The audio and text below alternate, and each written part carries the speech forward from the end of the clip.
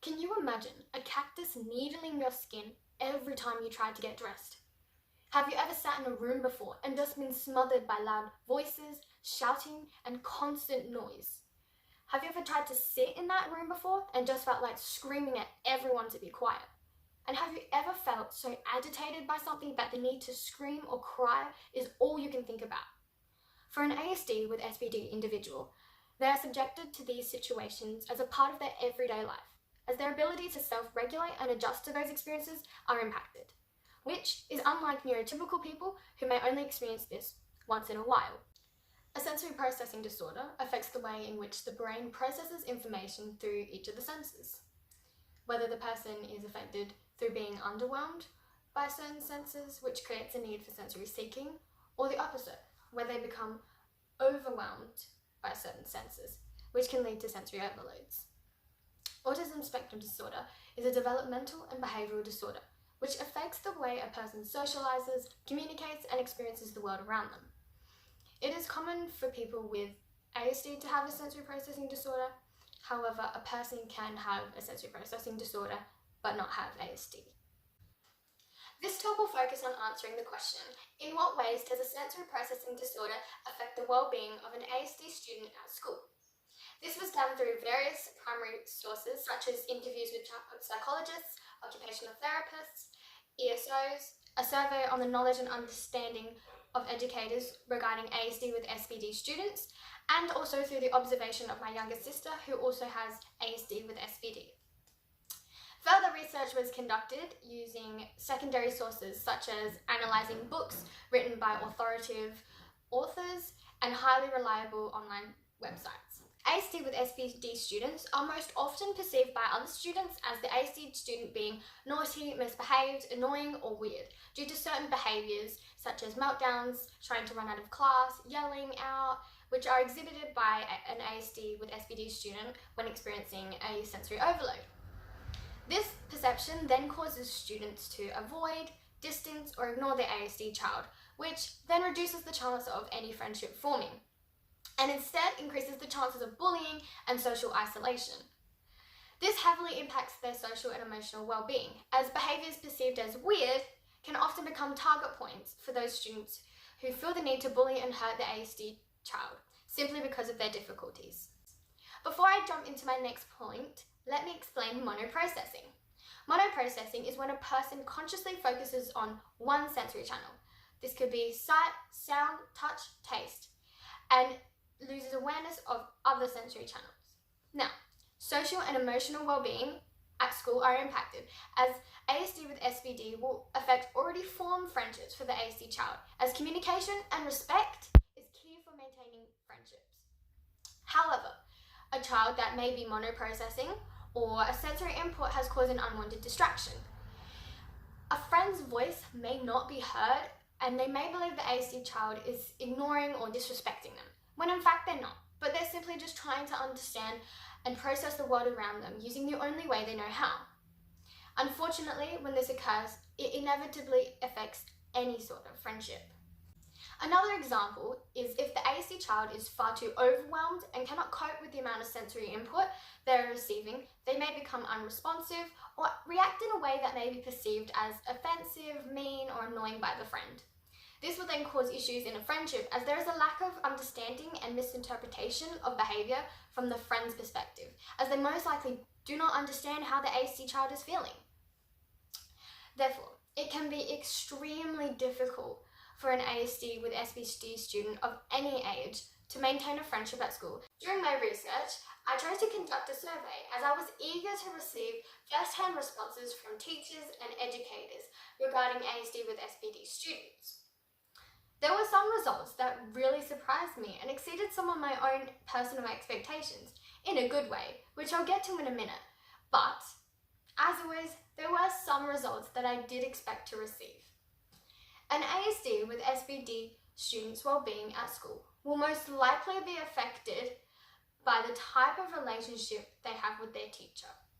The more positive, supportive, and understanding the teacher is, then the better the relationship will be, which in turn will improve the well-being of the ASD with SPD student at school.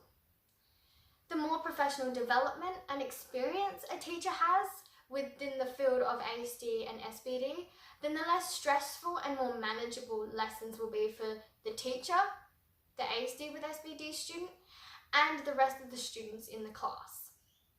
So, I was pleasantly surprised when I discovered that 85% of the educators I surveyed had attended an ASD with SPD workshop through their school, and 96% of them had said that the workshops helped them in understanding ASD with SPD students and how to interact with them. I was even more pleased with the fact that majority of the educators had responded well when asked, how did you or how would you respond if an ASD student experienced a sensory overload in your lesson? The majority of the reactions were thoughtful and understanding, while also taking into the consideration not just the ASD student, but also themselves and the rest of the students in the class. However, despite this positive information, when I asked any of the educators if they had ever perceived an ASD with SPD child as misbehaving, 59% of them had said yes, but unintentionally due to the lack of awareness or misinterpretation. This shows that while teachers are attending relevant professional development, which has enabled a better understanding of how to interact with these students, the relationship between the teachers and the ASD with SPD students still may be strained due to the continuing perceptions from the educators. This then affects the well-being of the ASD with SPD student at school. This highlights that simply attending workshops is not enough. The knowledge needs to be implemented with willingness and empathy in the classroom context in order for there to be healthy, happy, and supportive teacher-student relationships, which will then improve the well-being of the ASD with SPD student at school. 80% of the educators I surveyed responded with a yes when answering if an ASD child has ever experienced a sensory overload in their class. 80%. This told me that such a high rate of students having sensory overloads in a classroom meant that there were many unmanaged triggers in that classroom environment, and perhaps they had not been identified or not enough had been implemented into alleviating the stress which has led to these students experiencing a sensory overload, therefore impacting the ASD with SPD students' well-being massively. These children already deal with enough stress and anxiety, so parents, teachers, and professionals working with the ASD with SPD child should be consistently and effectively communicating with each other in order to identify and manage as many possible triggers before they can become an issue. Altogether, this can improve the overall well-being of the ASD with SPD student, as not only are the triggers that are causing them the most stress handled, but they also are able to know and entrust that their teacher will support and understand them as best they can. I'm sure everybody here and watching this has sat in a lesson and just thought, I have absolutely no idea what is going on right now. I know I definitely have, and it made me feel so dumb, especially because everyone else knew what we were doing. I want you right now to think and feel exactly the way you felt when this situation occurred. Okay, now hold on to these feelings for a moment with me. While we can never truly empathise with how an ASD with SPD child may feel when they are trying to understand the classwork, we can get a bit of an idea of how this feels. The frustration, the stress, the anger, and even the eventual sadness, as it seems like you're the only one who can't understand the work. For example, my sister, who has ASD with SPD, along with a bunch of other things that she powers through, but now is not the time to talk about it. When she was just a little bit younger, she couldn't understand how 100 cents made $1. Now she's in grade 7 and she can't understand the concept of decimals. She cannot grasp the idea that 1.1, 1.2, 1.3 and so on are in between 1 and 2. That just doesn't make any sense to her. Her questioning and confusion arise from the thought of, how are there supposed to be numbers between numbers? For her, that's just an illogical concept. It's too abstract for her to understand. In order for any ASD with SPD student to achieve and maintain a healthy academic well-being, it's imperative for schools and teachers to understand and implement styles of learning that will ensure the best quality of learning for the ASD with SPD student. For example, some children tend to be tactile vestibular learners, which means they learn best through touch and movement. And others need that extra one-to-one attention from either a teacher or an ESO.